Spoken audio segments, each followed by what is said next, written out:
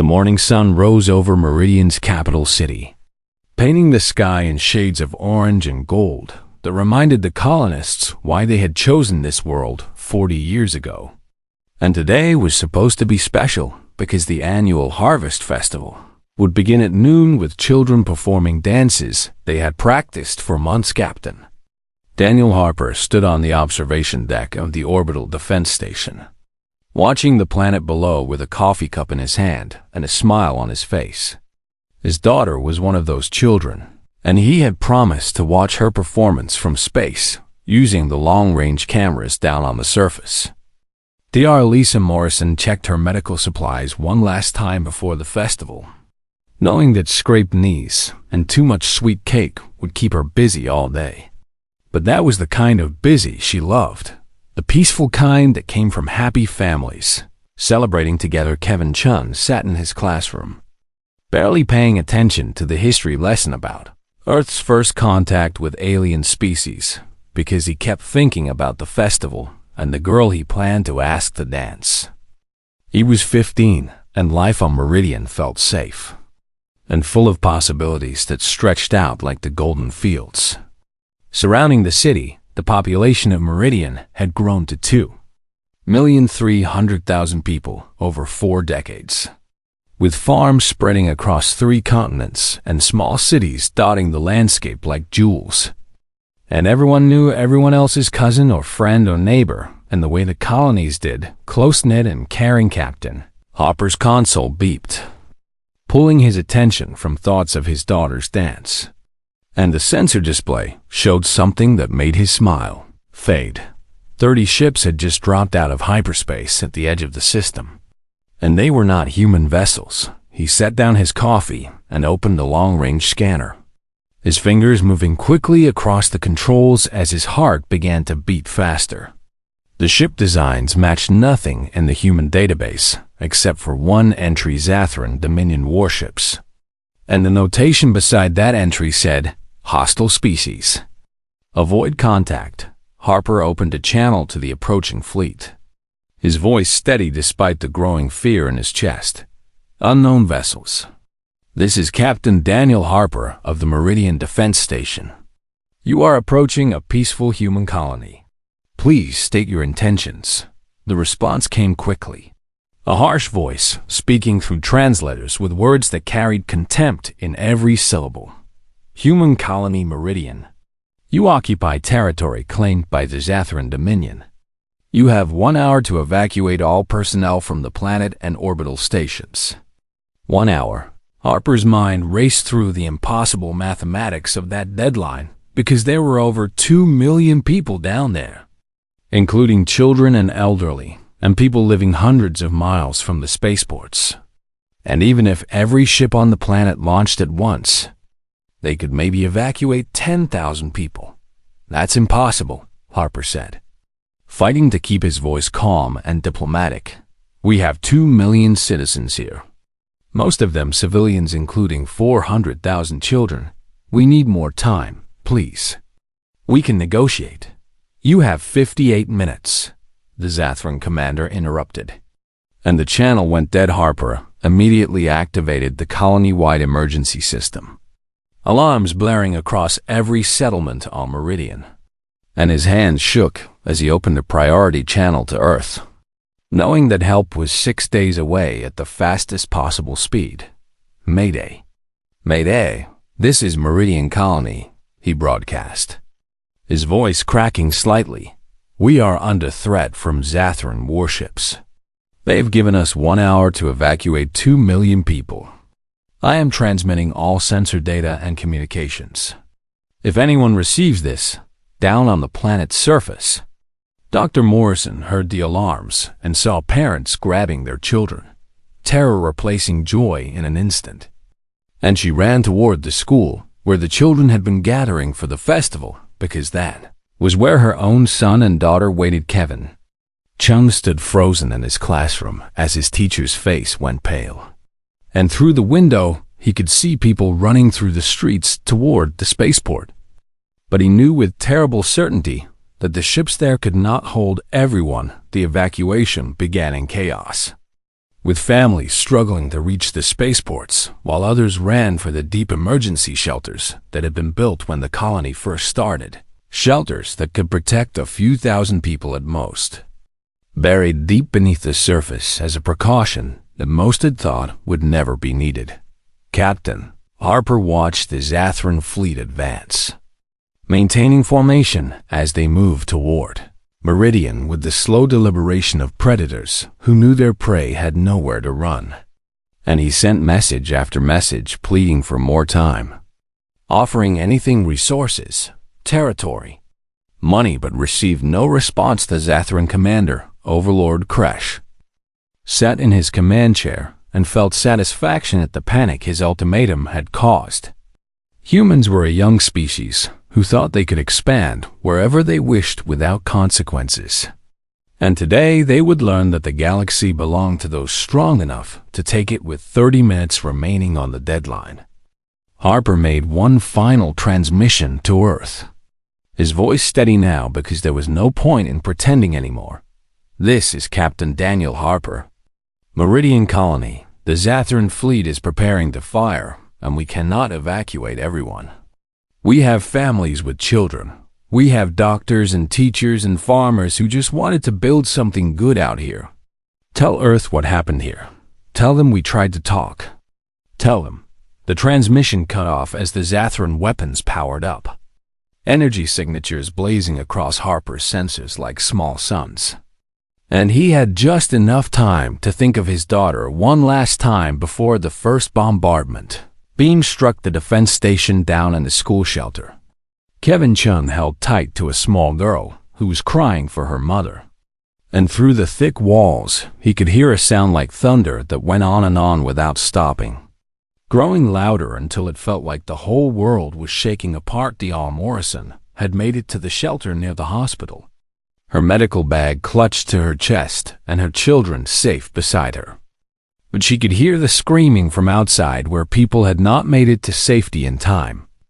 And the lights flickered as something massive struck the surface far above. The Zathran fleet fired in waves, methodical and thorough, targeting cities and farms and spaceports, and even the small villages where farmers had raised families in peace.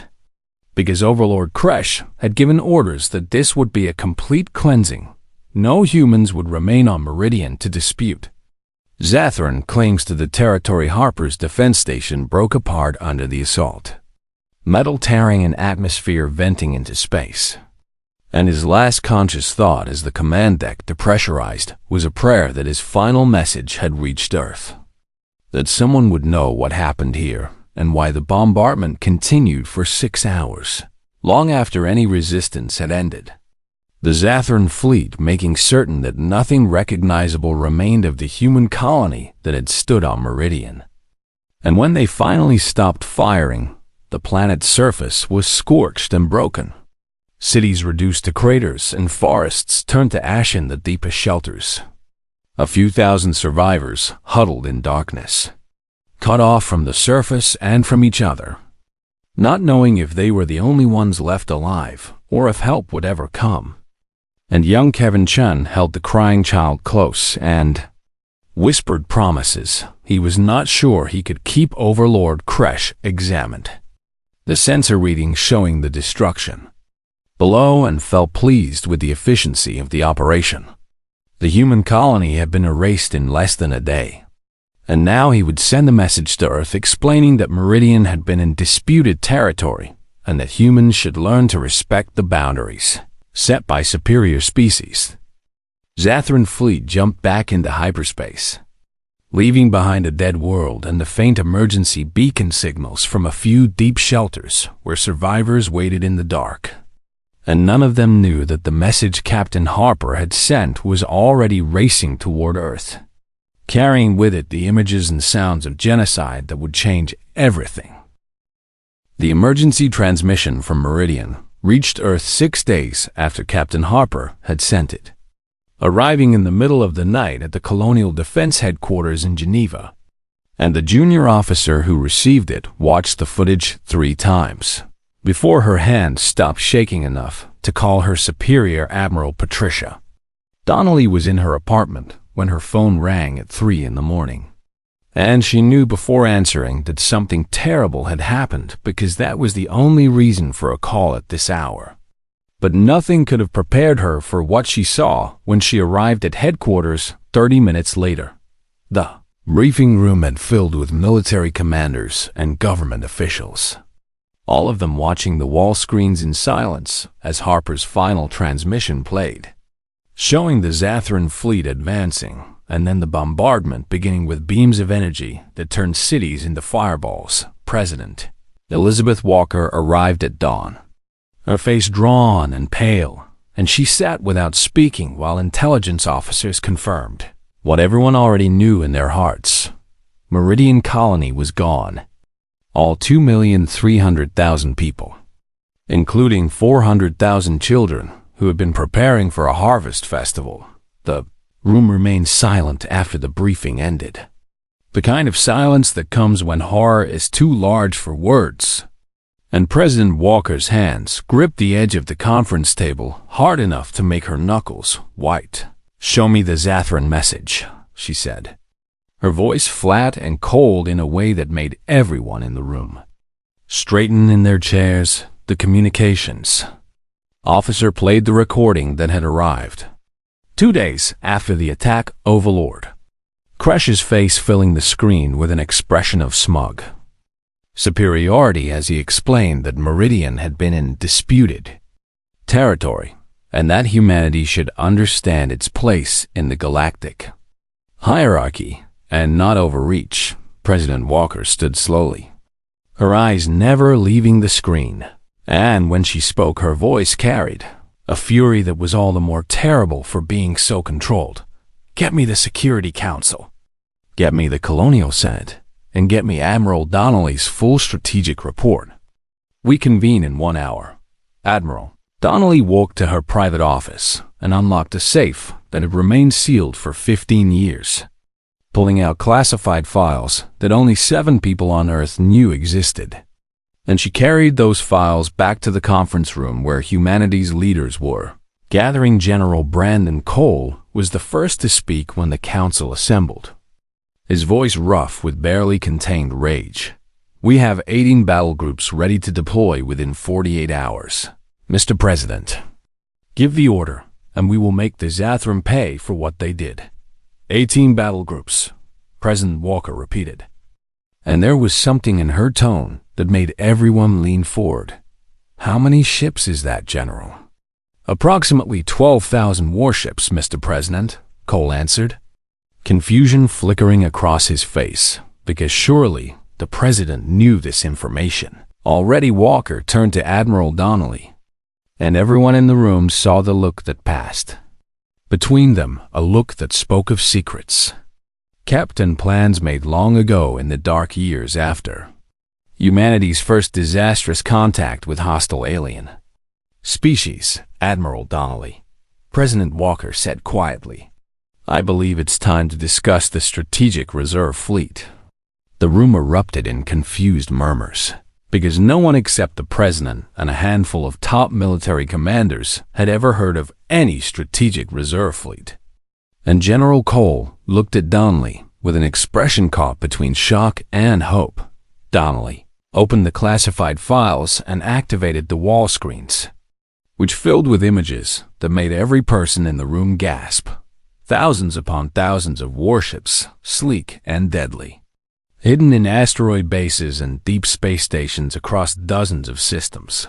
"For 40 years, Donnelly began, her voice steady, "since the Tau Ceti massacre, where we lost our first colony to alien aggression, Earth has been building ships, not dozens or hundreds, but hundreds of thousands, hidden away in secret facilities that the public and most of the military knew nothing about." She pressed a button and the numbers appeared on screen. Stark and impossible. 700,000 warships of various classes. Battleships, carriers, destroyers, frigates. Cruisers all fully crewed and ready to deploy on 6 hours' notice. The Zathran Dominion has approximately 40,000 ships in its military, Donnelly continued. And now her voice carried an edge like sharpened steel. They believe they attacked a defenseless human colony. They believe we will protest to the Galactic Council and maybe send a small punitive force that they can easily defeat. President Walker stood and faced the council, her eyes hard as stone. They are wrong. We will not protest. We will not negotiate. We will not ask for justice from alien councils who have ignored human complaints for decades. We will deliver justice ourselves. Commander Nicole Foster from Intelligence spoke up, her fingers flying across a datapad. Mr. President, I have analyzed the attack patterns from Meridian. The Zathran deliberately targeted civilian centers for schools, hospitals, residential areas, before hitting military targets. This was not a territorial dispute, this was genocide. The word hung in the air like poison, and President Walker nodded slowly. Then we respond to genocide with the full force of human military power. But we will not become what they are. We will not target civilians. We will dismantle their military capability and bring their war criminals to justice. She turned to face the wall screen showing the hidden fleet. The Zathran think humans are weak because we are young, because we value peace, because we tried diplomacy first. But they have forgotten something that predators sometimes forget. Peaceful people are not harmless. They are simply careful about when and how they use their strength. General Cole stared at the ship counts on screen. 700,000 warships. How did we keep this secret? How did we build this fleet without anyone knowing? Automated shipyards in the asteroid belt, Donnelly explained. Hidden construction facilities in deep space. Crews drawn from volunteers who understood the need for secrecy. Families who lost loved ones to alien aggression and wanted to make sure Earth could defend itself when the next attack came. President Walker addressed the room. Today we show the galaxy what humanity really is. We are not a young species stumbling around hoping for acceptance. We are survivors from a death world who learned the hard way that peace requires strength. And we have built that strength in secret while they dismissed us as harmless. She activated the communication system that would broadcast her next words to every human colony and every ship in space. People of Earth and the colonies, I will not lie to you about what has happened. Meridian Colony has been destroyed in an unprovoked attack by the Zathran Dominion. 2,300,000 of our people are dead, murdered for the crime of existing on a world that aliens decided they wanted. Her voice hardened, but humanity does not accept this. We have prepared for this day. We have built in secret a military force that will ensure no colony is ever wiped out again. Today we launched the largest military operation in human history. Today we show the Zathran and every other species that sees us as weak that they have made a terrible mistake. In military bases across Earth and throughout human space, soldiers and officers who had trained for years in secret installations began moving toward their ships. 700,000 warships powering up their engines and preparing for deployment. Admiral Donnelly received her orders directly from President Walker. You will take command of the entire Strategic Reserve Fleet. You will jump to Zathran space. You will dismantle their military power completely. But Admiral, the President's voice softened slightly. We are not them. Protect civilians wherever possible. We seek justice, not extinction. Donnelly saluted. Understood. Mr. President, the Zathran military will cease to exist. But their people will survive. We will show them the difference between justice and genocide.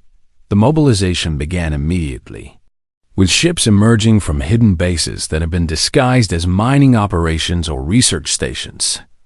And across human space, people watched in shock and awe as the secret fleet revealed itself. Intelligence Officer Foster coordinated with her teams to map every Zathran military installation, every warship location, every command center. Admiral, we have complete intelligence on their home system. Their fleet is concentrated around Zathros Prime, thinking, that will make them invulnerable. They're wrong, Donnelly said simply, walking through the corridors of her flagship, the UES Retribution, a massive battleship that had been built in a hidden shipyard beyond Pluto and had never seen combat until now. In the crew quarters, young Lieutenant Amanda Price checked her station assignments for the 100th time, her hands moving through the familiar routines even though her mind kept returning to the last message she had received from her parents on Meridian, a cheerful note about the Harvest Festival and how they missed her. Captain Gregory Martinez briefed his fighter wing pilots in the Retribution's hangar bay. We hit hard, we hit fast, we hit precisely. Our targets are military installations only. Any pilot who fires on civilian targets will answer to me personally and to military justice. Commander Jacob Wells stood at the tactical station on the Retribution's bridge, coordinating with the other ships in the fleet as they began forming up at Rally Point Theta just outside Zathron. The jump to Rally Point Theta took 6 hours, and when 700,000 human warships emerged from hyperspace in perfect formation, the sight was something that would be recorded and replayed throughout the galaxy for generations to come. Admiral Patricia Donnelly stood on the bridge of the UES Retribution and watched the tactical display fill with green icons representing her fleet, each a warship crewed by men and women who understood what they were about to do and why it mattered. Lieutenant Amanda Price sat at her helm station, her fingers resting lightly on the controls, and she could feel the ship humming with power beneath her feet.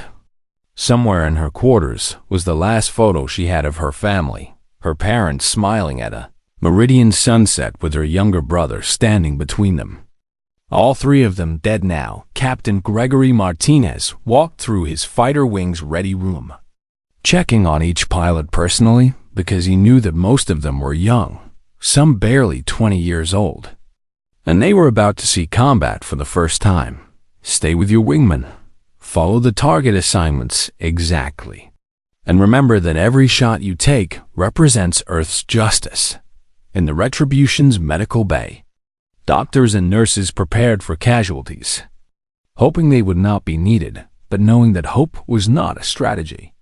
Chief Medical Officer Dr. Ryan Bennett organized his teams with quiet efficiency, making sure every trauma station was fully supplied. Commander Jacob Wells coordinated the fleet positions from his tactical station, organizing 700,000 ships into attack groups that could jump into Zathron space in waves.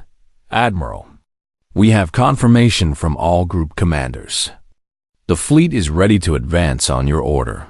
Donnelly pulled up the intelligence reports that Commander Nicole Foster had prepared, showing detailed maps of the Zathron home system with every military installation marked in red.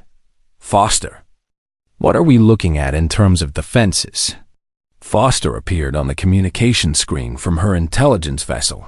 Admiral, the Zathron have approximately 40,000 warships concentrated around their homeworld Zathros Prime. They have orbital defense platforms and ground-based weapon systems. But sir, she paused, their defenses were designed to fight enemies with similar numbers. They have no tactical doctrine for facing a fleet of this size, because no one has ever assembled a fleet this large, Donnelly said quietly, and there was no pride in her voice, only the weight of knowing that what they were about to do would change everything on Zathros Prime. The Zathron Senate held an emergency session after their long-range sensors detected the massive human fleet gathering just outside their space. And the chamber that usually echoed with arrogant confidence now filled with the sound of panicked voices. Senator Vex, one of the few Zathron who had opposed the Meridian attack, stood and addressed the chamber. I warned you that attacking a human colony would bring retaliation, but you dismissed humans as weak. Now they have assembled a fleet that outnumbers our entire military 17-1. What do you propose we do? Overlord Kresh, who had ordered the Meridian bombardment, rose from his seat with contempt written across his features. Censors can be fooled. Humans are playing psychological tricks. They do not have the industrial capacity to build such a fleet. Our military will crush whatever small force they actually send. But Dukresh's words rang hollow because every Zathran in the chamber had seen the sensor data. And there was no faking that many hyperspace signatures. No way to disguise 700,000 warships as anything other than what they were. The Zathran military command began mobilizing their fleet, pulling ships from patrol routes and distant garrisons. But even as they gathered their forces, everyone knew the mathematics were impossible.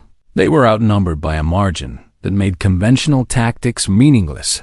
Admiral Donnelly received a transmission from Earth. President Walker's face appearing on her screen. Admiral, our signals intelligence has intercepted Zathran military communications. They are panicking. Some are calling for immediate surrender, while others insist this must be a trick. It's no trick, Donnelly replied. They will learn that in the next few hours, Mr. President. But I want to give them one chance to avoid complete destruction. Permission to broadcast a message to the Zathran homeworld? Walker nodded. Granted. Make it clear what we want and what happens if they refuse. Donnelly composed herself and activated the wideband transmission that would reach every receiver in the Zathran home system. People of Zathros Prime. This is Admiral Patricia Donnelly of the United Earth Military. 6 days ago, your forces attacked and destroyed our colony on Meridian without provocation and without mercy. 2,300,000 human beings died in that attack, including 400,000 children.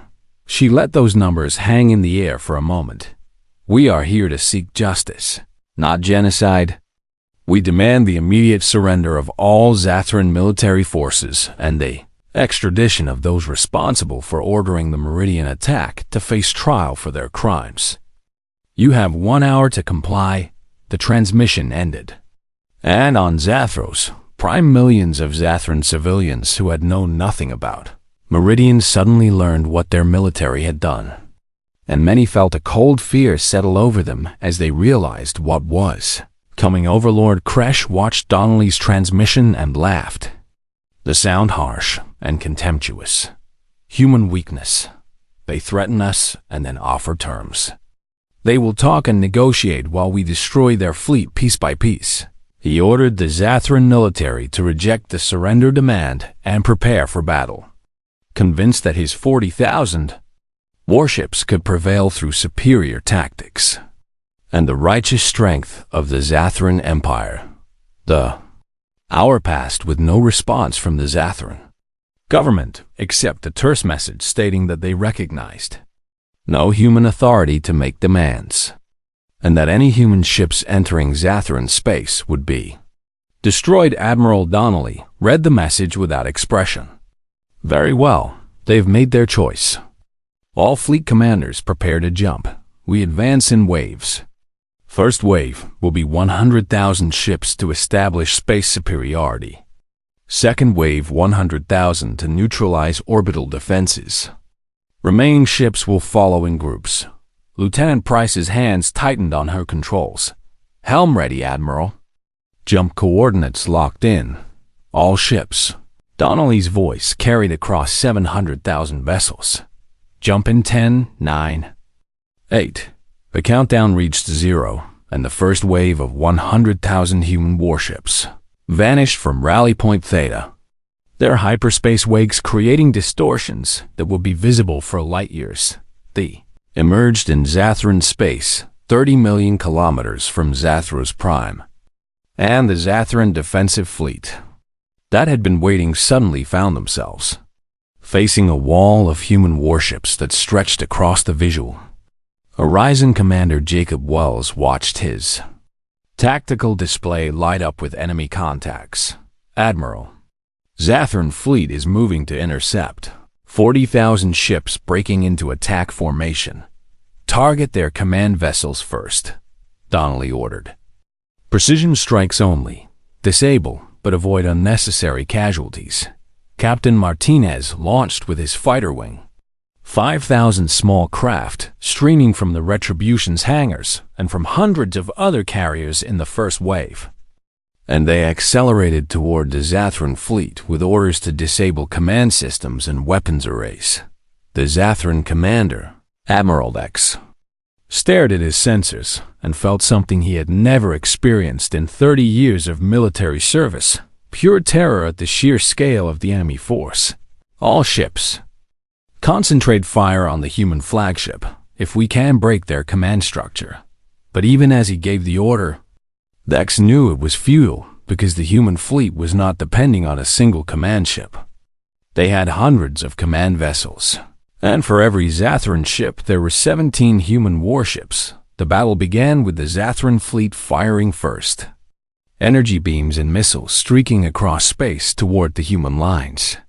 And some found targets, because even the best defenses could not stop everything when facing 40,000 enemy ships. The UES Retribution shuddered as Zathran fire struck her shields.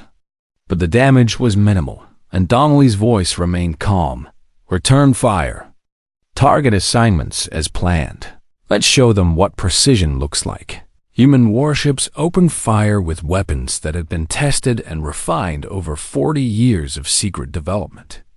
And the difference in accuracy was immediately apparent. Zathran ships found their shields collapsing, their weapons systems failing, their engines going offline as human fire targeted specific systems with surgical precision. Martinez's fighter wing swept through the Zathran lines like hawks through a flock of slower birds, their weapons lancing out to destroy sensor arrays and communication systems.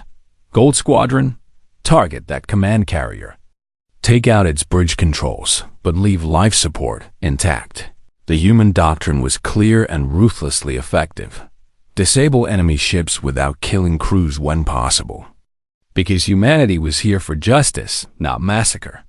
And every Zathran soldier who survived would remember the day they faced Earth's military might. The second wave of 100,000 human ships jumped in. And now the Zathran fleet found itself completely surrounded by a force that outnumbered them 25-1. And ships that tried to break formation and run found their escape routes cut off by human vessels. Admiral Dex watched his fleet being systematically dismantled. Asterisk. The Battle of Zathros Prime entered its fourth hour, and Admiral Patricia Donnelly watched her tactical display show the systematic dismantling of the Zathran military with a feeling that was neither satisfaction nor joy, but simply the cold certainty that justice was being served. Commander Jacob Wells coordinated the assault groups with the precision of a surgeon. Group 7. Concentrate fire on those orbital platforms. Disable their weapons but preserve structural integrity. Group 12 moved to intercept those ships trying to break orbit. Lieutenant Amanda Price guided the Retribution through the battle space, a movement smooth despite the chaos surrounding them. And every time she adjusted course, she thought about her family and wondered if they had known what was coming in those final moments on Meridian. Captain Gregory Martinez's fighter wing had been in continuous combat for 3 hours, and his pilots were exhausted but determined. Blue Squadron, target that battleship's engine cluster. Red Squadron, take out its weapon batteries. Green Squadron, provide cover fire. The Zathran ships fired back with desperate fury, and human vessels took damage because no defense was perfect. But the sheer numerical advantage meant that even when a Zathran fire found targets, there were a dozen human ships ready to take the damaged vessel's place on the Retribution's medical deck. The Orion Bennett worked on casualties from a destroyer that had taken direct hits, his hands moving quickly to stabilize a young ensign whose leg had been crushed when a bulkhead collapsed. Stay with me. You're going to make it home. Your family will see you again. The destroyer's captain sat in the medical bay, holding her wounded crewman's hand. And she thought about the 2 million people on Meridian who had received no medical care, no chance for survival.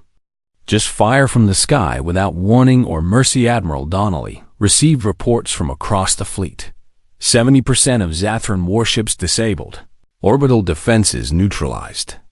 Remaining ships attempting to flee, but finding every escape route blocked by human vessels waiting in perfect formation. Admiral, Foster's voice came through. We are tracking Overlord Crash's location. He's in a command bunker beneath the military headquarters on Zathros Prime. Recommend we deploy ground forces to secure him before he can escape or destroy evidence. Donnelly nodded to Commander Wells. Jacob, get me Lieutenant Christopher Reed and his Special Operations team. It is time to bring in the war criminals, Lieutenant. Reed and his team of 40 elite soldiers prepared in the Retribution's deployment bay, checking their equipment with the methodical care of professionals who knew that mistakes in combat operations cost lives. Listen up. Our target is Overlord Crash and his command staff. Intelligence says there are approximately 200 Zathran soldiers guarding the facility. One of Reed's team members, Corporal Nathan Price, checked his weapons charge. Rules of engagement, sir. Minimum necessary force, Reed answered. We are not here to kill Zathran soldiers doing their duty. We are here to arrest those who ordered genocide. Anyone who surrenders is treated as a prisoner of war with full protections. The team boarded their assault shuttle, and Martinez's fighter wing provided escort as they descended through Zathros Prime's atmosphere toward the military headquarters that had become fortress as Zathran forces realized their leaders were being hunted. The shuttle landed on the headquarters main plaza, and Reed's team deployed under covering fire from human warships in orbit that had precise targeting locks on every Zathran defensive position. Zathran forces. This is Lieutenant Christopher Reed of the United Earth Military. We are here to arrest Overlord Crash for crimes against humanity. Lay down your weapons, and you will not be harmed. For a long moment, nothing happened. And then Zathran soldiers began emerging from defensive positions with their hands raised. Most of them young conscripts who had never wanted this fight and who saw no point in dying to protect. Leaders who had started an unwinnable war. Reed's team advanced through the facility with their weapons ready, but their trigger discipline absolute. And they passed Zathran soldiers sitting with their hands on their heads, guarded by the first team members through each section. The command bunker was 3 levels underground, protected by blast doors and security systems that would have stopped any normal assault. But Reed's team had equipment that had been developed specifically for breaching hardened targets. Charges set. Everyone back. The blast doors exploded inward, and Reed's team swept into the command center with their weapons tracking across the room, finding Overlord Crash and 17 of his senior officers standing in the center of the chamber. Crash stared at the human soldiers with an expression caught between contempt and disbelief. You dare to enter Zathran sovereign territory. You dare to threaten officers of the Empire. The Empire is finished, Reed interrupted, his voice flat. Your fleet is destroyed. Your military is surrendering across the planet, and you are under arrest for ordering the genocide of 2,300,000 human civilians on Meridian Colony. He read the formal charges while his team secured the prisoners, and each count genocide, crimes against sentient beings, violations of the Galactic Conventions on Warfare, was met with Kresh's sneering denials. We were protecting Zathran territory, Kresh insisted. The humans were trespassing. We had every right to remove them. Reed looked at the Zathran commander with cold eyes. You targeted schools first. You bombed hospitals and residential areas before military targets. You spent 6 hours ensuring that every human on Meridian died. That is not defensive territory. That is genocide. And you will answer for it. The team brought the prisoners to the surface where human shuttles waited. And Zathran civilians who had gathered in the plaza stood in silence as they watched their military leaders being led away in restraints. Senator Vex approached Reed with her hands visible and empty. "Lieutenant, I am Senator Vex of the Zathran civilian government. We wish to surrender formally and negotiate terms. Please. No more of our people need to die." Reed contacted Admiral Donnelly. "Admiral, we have Kresh and his command staff in custody. The Zathran civilian government is requesting formal surrender negotiations." Donnelly's voice came back immediately. "Bring them up to the retribution. It is time to end this in orbit." The battle had effectively ended with 95% of Zathran warships disabled or destroyed, and the remaining 5% signaling their surrender. And human crews were already beginning rescue operations to pull Zathran. Survivors from damaged vessels, Lieutenant Price watched the rescue operations on her display and marveled at the discipline of the human forces ships that had been firing on Zathran. Vessels hours ago were now sending medical teams and engineers to help the wounded and disabled Captain Martinez and his exhausted fighter pilots returned to the Retribution's hangar bay. And as he climbed from his cockpit, a young pilot approached him. "Sir, we disabled that command carrier I was targeting. But when we flew past afterward, I saw Zathran crew members waving at us through the viewports. Why would they do that?" Martinez considered the question. "Because they expected us to finish them off once they were disabled. That is what their military would do, but we are not them. We fight to neutralize threats, not to murder helpless opponents." And they are beginning to understand that. Senator Vex and two other civilian leaders were brought to the Retribution's conference room, where Admiral Donnelly waited with her senior staff. And the Zathran officials looked around at the human officers with expressions of fear and shame. Admiral Donnelly. Vex began, her voice shaking slightly. "On behalf of the Zathran civilian government, I offer our unconditional surrender. We ask only that you spare our civilian population from the fate that Overlord Kresh inflicted on Meridian." Donnelly stood and faced the Zathran delegation. "Senator, humanity does not wage war on civilians. We never did. Our entire military doctrine is built around precision and avoiding unnecessary casualties. Your people were never in danger from us." Vex's eyes widened. "But you had the power to do to our world what Kresh did to yours. 700,000 warships could have turned Zathros Prime to ash in minutes. Why did you not take revenge?" "Because revenge and justice are not the same thing," Donnelly said quietly. "Kresh murdered our people. If we had murdered yours in response, we would have become what we are fighting against. Humanity seeks justice, not genocide. We want the individuals responsible to face trial, not to punish an entire species for the crimes of their leaders." The Zathran officials looked at each other, and Vex felt tears forming in her eyes. "We did not know about Meridian until your forces arrived. Kresh told us the planet was a military outpost that had fired on our ships. We did not know he had murdered millions of civilians. We did not know." Her voice broke, and Donnelly's expression softened slightly. "I believe you, Senator, which is why you and your people will be treated fairly in the peace negotiations. But Kresh and those who ordered the attack will face justice. There will be a tribunal held on neutral station with representatives from multiple species, and the evidence will be presented for all the galaxy to see." The formal surrender was signed 2 hours later, with the Zathran civilian government agreeing to complete disarmament of their military and cooperation with war crimes investigations, and in return humanity agreed to provide.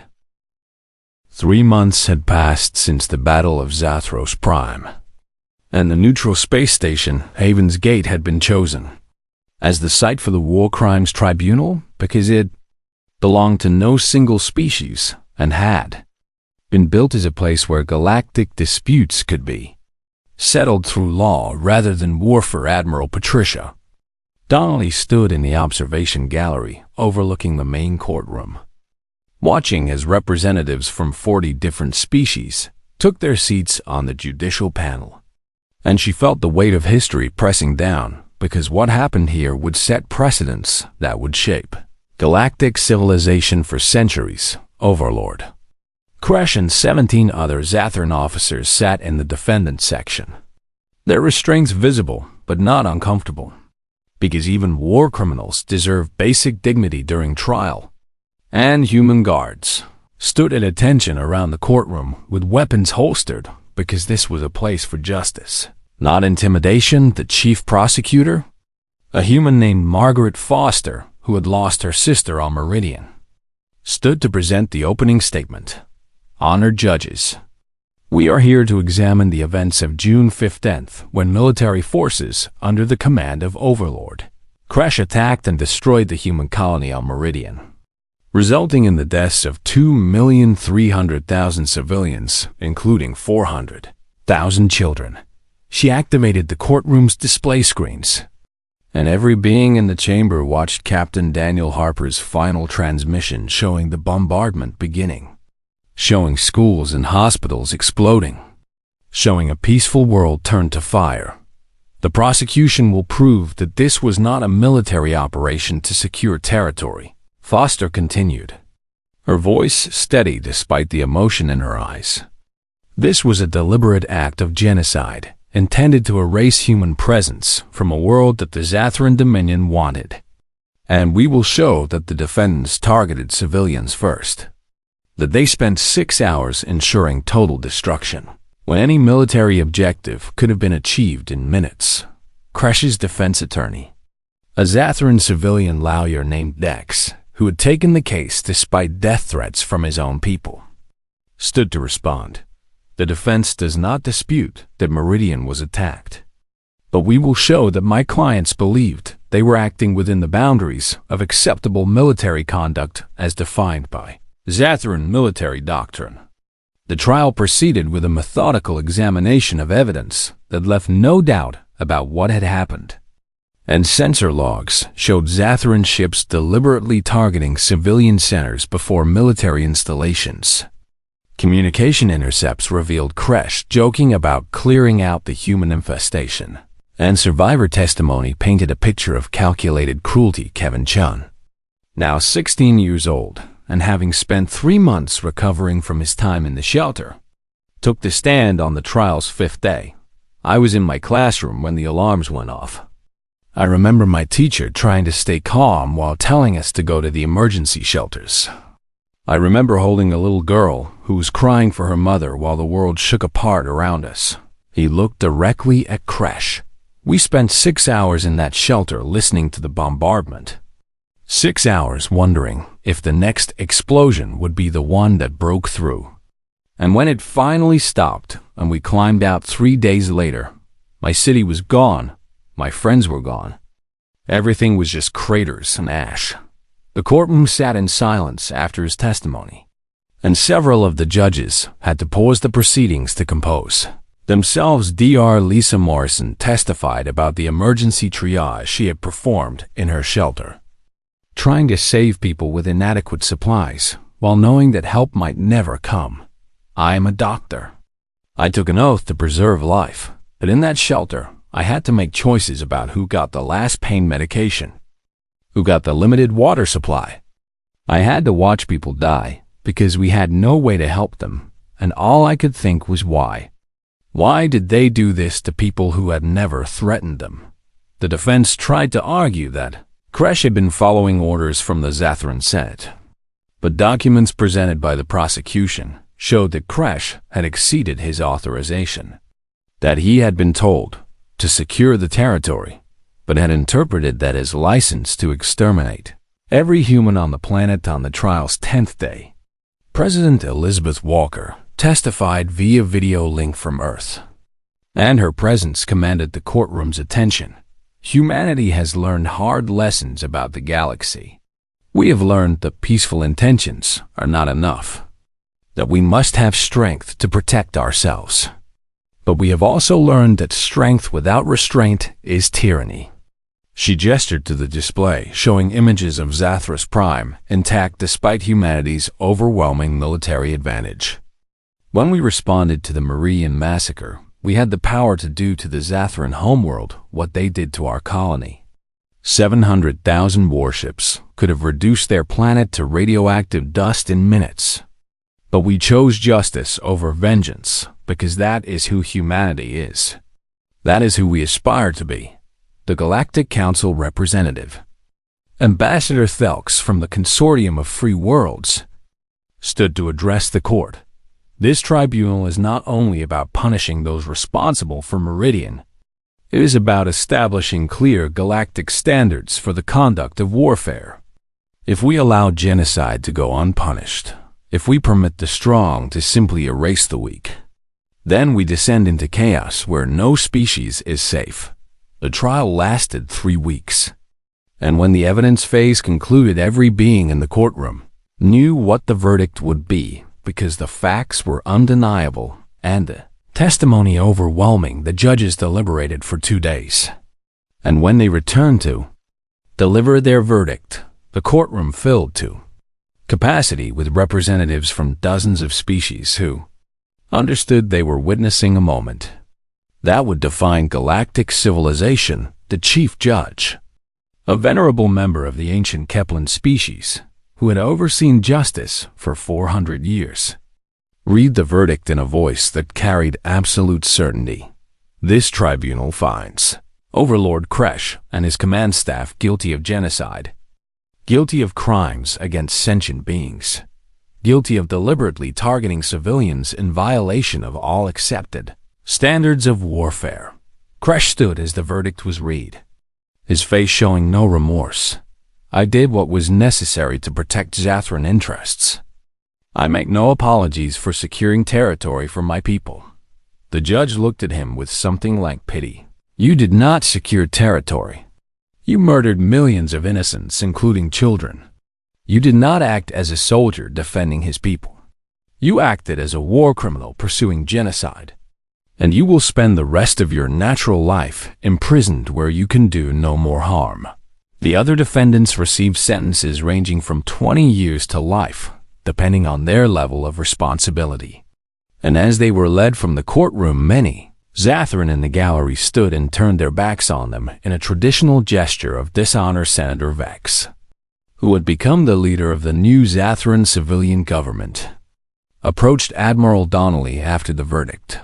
Admiral, I know no words can undo what was done to your people, but I want you to know that the Zathran Republic will spend generations making amends. We have torn down the statues of conquerors and built schools that teach about Meridian.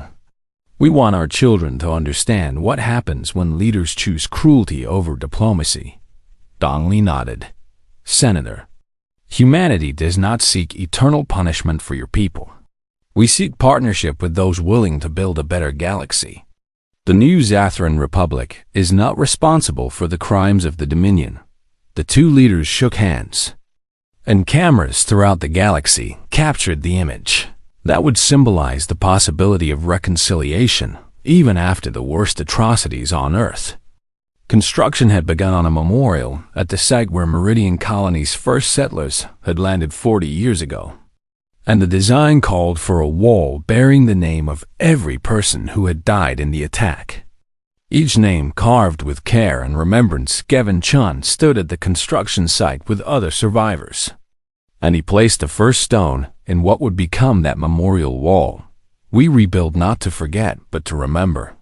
We honor those who died by living the lives they would have wanted for us. Peaceful lives, productive lives. Lives that show the galaxy what humanity really is.